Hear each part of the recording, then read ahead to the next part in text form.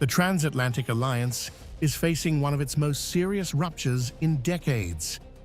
US President Donald Trump has now openly signaled that Washington could walk away from NATO, escalating tensions with European allies amid the ongoing Iran conflict. In a fresh interview, Trump sharply criticized NATO members for refusing to support the US military campaign against Iran, particularly efforts to reopen the Strait of Hormuz, a critical global oil route. I am strongly considering pulling out of NATO. It's beyond reconsideration. I always knew they were a paper tiger. They weren't there for us. Trump also singled out key allies, including the United Kingdom, questioning their military capabilities and reinforcing Washington's growing frustration with what it sees as an unreliable alliance. The remarks mark a sharp escalation in rhetoric and come as divisions were already widening within the Western bloc over the Iran war.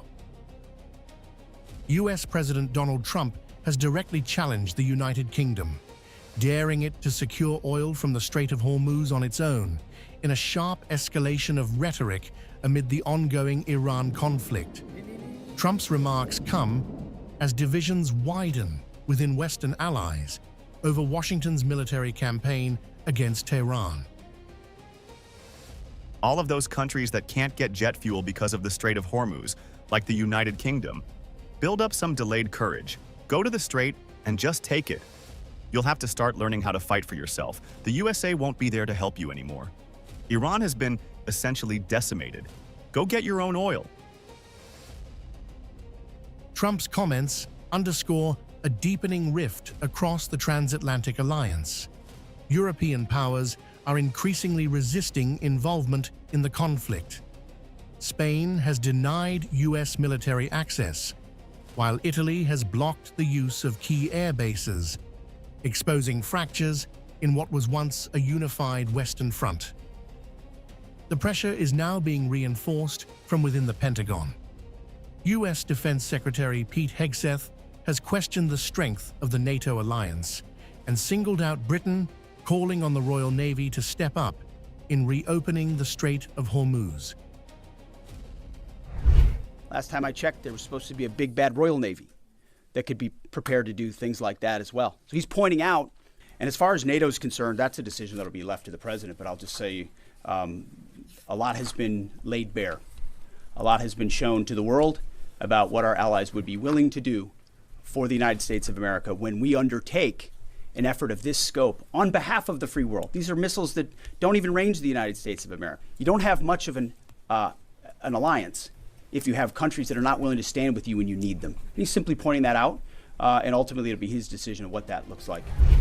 In London, Prime Minister Keir Starmer has drawn a firm line, rejecting any direct military role in the war, even as tensions in the Strait of Hormuz threaten global energy supplies.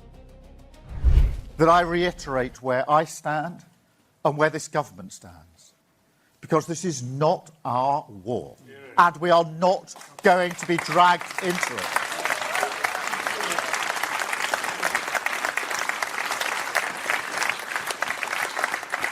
Yes, of course, we will defend British lives and British interests in the region, and we'll stand by our allies in the Gulf region, but we're not going to get dragged in.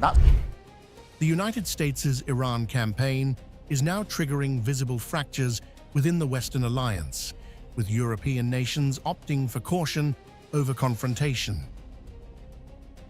As Washington signals a reduced willingness to act as the world's security guarantor, the message from Trump is clear.